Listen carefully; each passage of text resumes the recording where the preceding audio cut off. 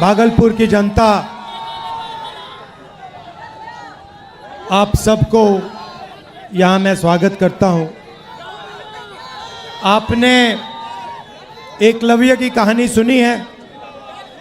सुनिए नहीं सुनिए? सुनिए। उसका अंगूठा काट दिया था, है ना? अग्निवीर आपने सुना है?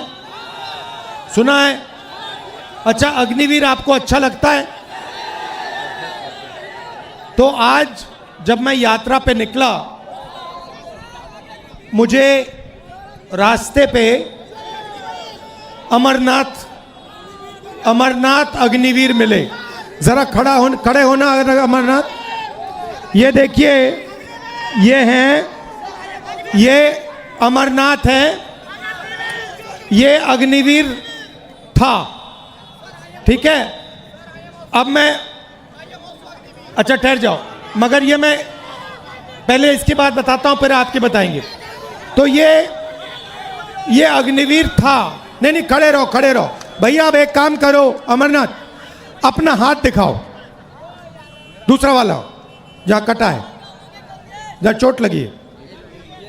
हाँ, ये वाला दिखाओ, ये दिखाओ, ठीक से दिखाओ। ये है नरेंद्र मोदी का काम। अब आप पूछो क्या, ये आपको बताएंगे।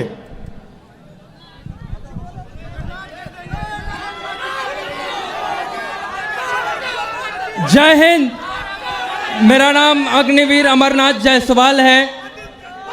मेरी पोस्टिंग मीडियम रेजिमेंट में हुआ और पोखरण फील्ड फायरिंग रेंज में सेना का काम करते समय मेरा हाथ ब्लास्ट कर गया। अगर फोर्स मेरी तरफ होता तो शायद आज इस दुनिया में मैं नहीं रहता, लेकिन बारूद का प्रेशर मेरी तरफ ना हो के अपोजिट साइड था और मैं सुरक्षित बच गया। पर मेरे हाथ का एक उंगली काटना पड़ा और इस हाथ की सारे नसें कमज़ोर पड़ चुकी हैं। ये अग्निवीर में जाने के बाद 2 साल सर्विस करने के बाद मुझे वापस घर भेज दिया गया। मैं पूछूं मेरी गलती क्या थी? मेरे लिए भी वही पीतल की गोलियां होती हैं जो परमानेंट सिपाहियों के लिए। आप अपने देश के दुश्मनों से कहना कि वो हमारे लिए बारूद बदल दें, गोलियां बदल दें, क्योंकि आपने सेना बदल दी।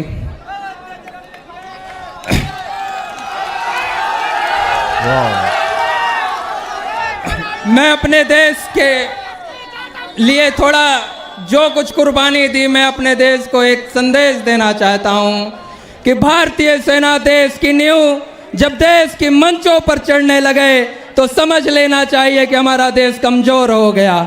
और देश के प्रधानमंत्री को एक संकेत करना चाहता हूं कि आपके सचिव ने, आपके विशेष सलाहकार ने आपको यह सलाह नहीं दिया कि पागल, सेना और शेर नहीं छेड़े जाते, क्योंकि ये पलटवार करते हैं। और जब ये पलटवार करते हैं तो जॉर्ज की शासन समाप्त हो गया। जब ये पलटवार करते हैं तो अंग्रेज समाप्त हो गए। हम अपने सम्मान का बदला लेकर रहेंगे। आप नहीं विश्वास होता तो राहुल भैया की रैली का कोई भी वीडियो उठाकर देख ले। ये युवा अपने मन के लिए खड़े हैं, आपको सत्ता से हटाने के लिए खड़े हैं। हम अपनी सेना के लिए खड़े हैं। धन्यवाद। भैया एक आखिरी बात ये भी बता दो, आप हो कहाँ के?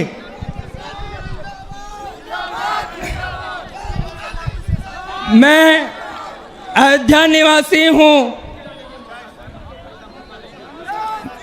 हम अयोध्यावासी अपने मर्यादा पुरुषोत्तम भगवान श्री राम को भैया कहकर संबोधित करते हैं।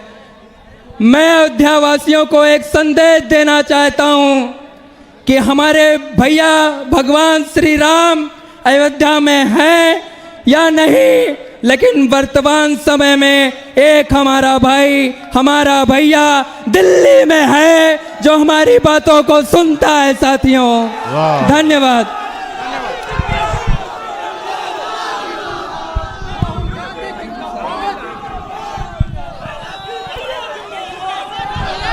the guys there. तो देखिए, जो भी युवाओं के लिए रास्ते थे, सेना का रास्ता, डिफेंस का रास्ता, पब्लिक सेक्टर का रास्ता, एग्जाम का रास्ता, रोजगार का रास्ता, ये सारे के सारे एक के बाद एक बंद कर दिए गए हैं। पहले सेना में हमारे लाखों युवा जाते थे, देश की रक्षा करते थे, उन्हें पेंशन मिलती थी, उनकी रक्षा होती थी, उनको प्रोटेक्शन मिलता था। आज एक अग्निवीर का हाथ चला गया है, मगर उसको कोई मदद नहीं की जा रही है, उसे परे करके हटाकर लात मारकर घर भेज दिया गया है। दूसरी बात, आप बिहार में, भैया बोलने दीजिए, डिस्टर्ब मत कीजिए। बिहार में आप, भैया बोलने दीजिए, युवा एग्जाम लेते हो, महीनों के लिए आप पढ़ाई करते हो, क्यों? क्योंकि आप रोजगार चाहते हो। एग्जाम का दिन आता है, उससे पहले पेपर लीक होता है, अमीर लोगों को, कनेक्टेड लोगों को सवाल के जवाब मिल जाते हैं, वो पेपर को एस करते हैं और आप लोगों को हटा दिया जाता है। उसके बाद जो पेपर एग्जाम में पास भी हो जाते हैं, उनके लिए इस देश में, इस प्रदेश में रोजगार नहीं मिल सकता। छोटे व्यापारियों को खत्म किया, नोटबंदी की, अग्निवीर लागू किया, गलत कानून किसानों के लिए लाए। ये हो क्या रहा है? ये हिंदुस्तान के गरीब लोगों को खत्म करने का काम किया जा रहा है। अब आप देखिए,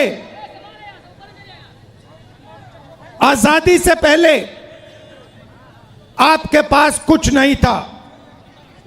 जो छोटे कमजोर लोग थे, किसान थे, मजदूर थे, दलित थे, जिनको आज हम ओबीसी कहते हैं, ये थे, आपके पास कुछ नहीं था।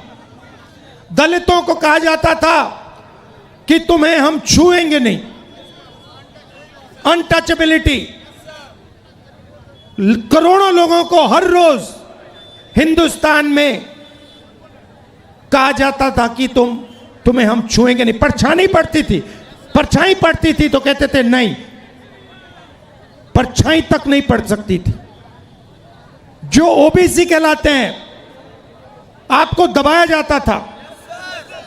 आप भूल गए हो, शायद आप भूल गए हो, मगर आजादी से पहले आपको दबाया जाता था, आपको मौका नहीं दिया जाता था। आजादी के बाद, कॉन्स्टिट्यूशन दो मुझे भाई, अलंकार, संविधान दो।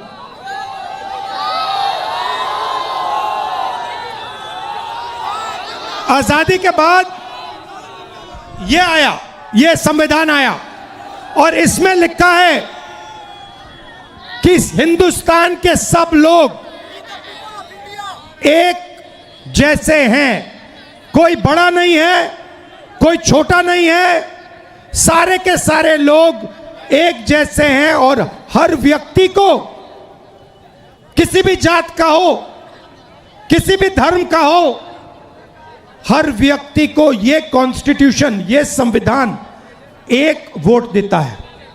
2 नहीं देता, 3 नहीं देता, आधा नहीं देता, 1 वोट देता है। 1 मैन 1 वोट, 1 वुमन 1 वोट। अब नरेंद्र मोदी जी और इलेक्शन कमीशन मिलकर आपसे आपका वोट छीन रहे हैं, चोरी कर रहे हैं, संविधान पर आक्रमण कर रहे हैं। यह संविधान अंबेडकर जी के खून पसीने से बना, महात्मा गांधी, जवाहरलाल नेहरू, सरदार पटेल, सुभाष चंद्र बोस, इनके खून से बना है। और नरेंद्र मोदी और इलेक्शन कमिश्नर मिलकर आपका वोट आपसे चोरी कर रहे हैं। क्यों चोरी कर रहे हैं? क्योंकि वो जानते हैं कि आपकी शक्ति, आपकी आवाज इस संविधान में है और आपकी आवाज, आपकी शक्ति वोट से सुनाई देती है। आप देखिए यहां पे इन्होंने लाइट ऑफ कर दी, लाइट काट दी, देखा आपने, लाइट काट दी। मगर ये सोचते हैं कि लाइट काटने से आवाज बंद हो जाती है। आवाज नहीं बंद होती, आवाज अंधेरे में सुनाई देती है और इसीलिए ये आपकी आवाज को बंद करने की कोशिश कर रहे हैं। कह रहे हैं कि भैया आपका जो हक है, जो वोट है, वो आपसे ले लेंगे। महाराष्ट्र में चोरी किया, हरियाणा में चोरी किया, कर्नाटक में चोरी किया, अब बिहार आए हैं और बिहार में इस यात्रा ने इनको मैसेज दिया है, भागलपुर ने, गया ने, पटना देगा कि बिहार में एक वोट चोरी नहीं होने देंगे, एक वोट चोरी नहीं होने देंगे। आज मेरे पास एक व्यक्ति आया, मुझे वोटर कार्ड दिखाता है, कहता है राहुल जी मैंने लोकसभा चुनाव में वोट किया है, मैंने लोकसभा चुनाव में वोट किया है और अब इलेक्शन कमीशन मुझे कह रहा है कि मेरा वोट काटा जा रहा है। मुझसे पूछ रहे हैं वो मेरा वोट क्यों काटा। मैंने उनसे पूछा भैया आपका नाम क्या है, नाम क्या है, नाम बताया। फिर मैंने कहा कौन सी पार्टी के लिए वोट करते हो, कहता कांग्रेस पार्टी। मैंने कहा समझ गए बात, क्यों काटा है आपका वोट, क्योंकि आप कांग्रेस पार्टी को वोट देते हो, आप आरजेडी को वोट देते हो, आप वीआईपी को वोट देते हो, आप सीपीआईएमएल को वोट देते हो, इसलिए आपका वोट काटा जा रहा है। सीधी सी बात है। तो मैसेज एक है, वोट चोर गद्दी छोड़, वोट चोर गद्दी छोड़, वोट चोर गद्दी छोड़। और अब वोट चोर महाराज बिहार आए, आज गया गए, गया गए और कहते हैं एसआईआर की बात करते हैं। भाइयों और बहनों, एसआईआर की बात करते हैं और मैंने जो मुद्दा उठाया, जो माधेपुरा कर्नाटक की एक विधानसभा में 1 लाख फर्जी वोट निकले, जिसके माध्यम से बीजेपी चुनाव जीती, उसके बारे में प्रधानमंत्री कुछ क्यों नहीं कहते हैं।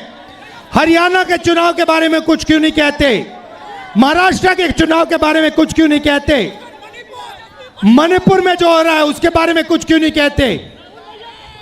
सच्चाई ये है भाइयों और बहनों कि इलेक्शन कमीशन और प्रधानमंत्री बीजेपी मिलकर लोकतंत्र को खत्म करने में लगे हैं, संविधान को मिटाने में लगे हैं और आपका वोट चोरी करते हैं।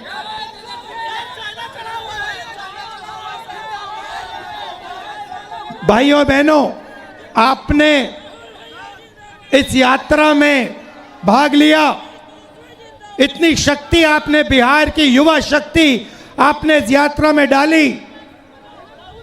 बारिश में, धूप में आप आए, आप हमारे साथ खड़े हुए, इसके लिए दिल से आपको धन्यवाद करता हूं। नमस्कार, जय हिंद, जय बिहार।